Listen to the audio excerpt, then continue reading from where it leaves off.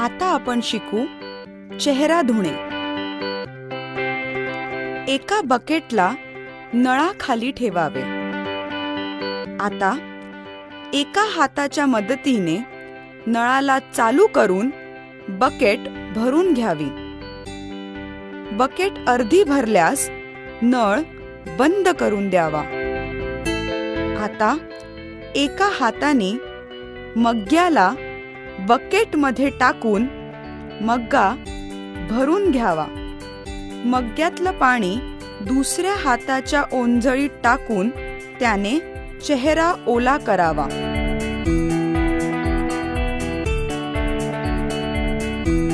आता मग्गा आपल्या जागेवर परत ठेवावा। आता जवळ ठेवलेल्या साबणाला हातावर चोळून घ्यावे। साबणाला परत आपल्या जागेवर ठेवून द्यावे। डोळे बंद करावे व दोन्ही हातांवर असलेला साबण व्यवस्थितपणे पूर्ण चेहऱ्यावर लावून घ्यावा। नाक, गाल, कान, हनुवटी या भागांवर व्यवस्थितपणे साबण लावावा। मग्ग्याच्या पाण्याने दोन्ही हात धुवून घ्यावे।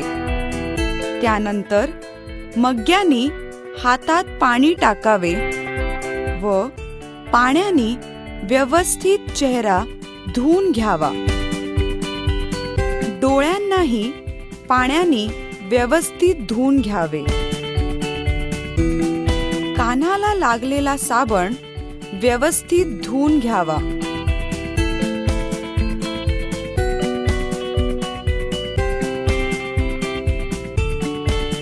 आता आपण शिकू हात-पाय धुणं। बादलीतलं पाणी संपलेलं असेल तर बादली परत भरून घ्यावी।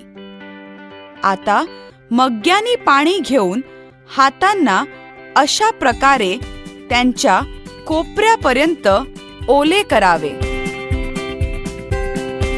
उजव्या हातात साबण घेऊन डाव्या हातावर लावावा।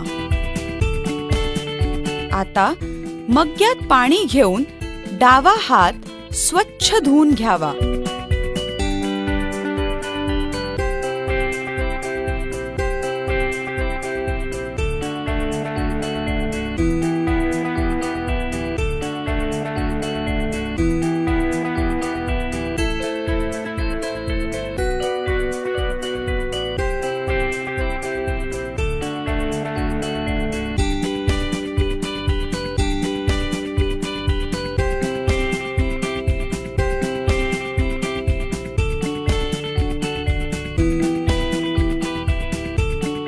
डाव्या हातात साबण घेऊन उजव्या हातावर लावावा।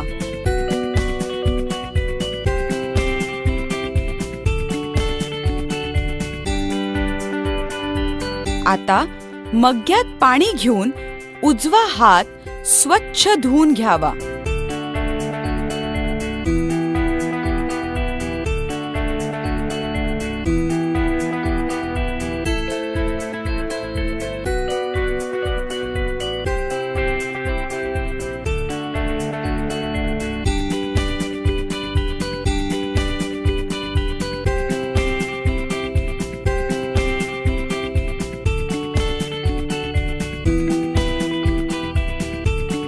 आता एका हाताने मग्ग्याला बादलीत टाकून मग्गा भरून घ्यावा।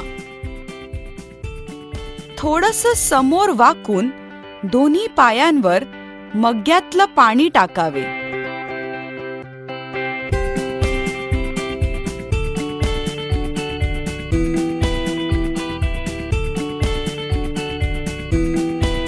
आता मग्गा परत बादलीत ठेवावा।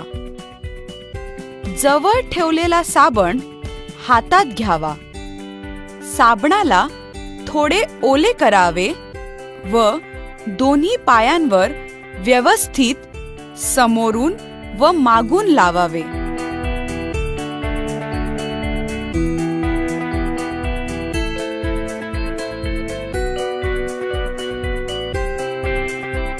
साबणाला बाजूला ठेवून व्यवस्थित हातांच्या मदतीने पाय घासावे.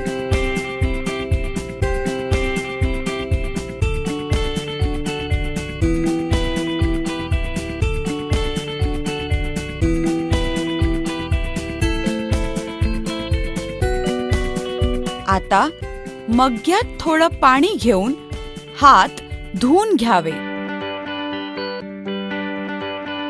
मग्ग्यात पाणी घ्यावे व दोन्ही पायांवर व्यवस्थित समोरून व मागून पाणी टाकून पाय धुवून घ्यावे.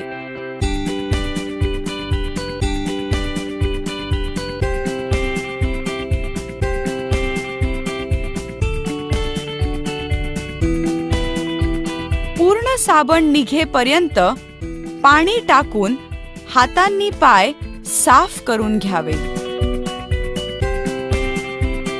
टॉवेलनी व्यवस्थित दोन्ही हात पुसून कोरडे करावे.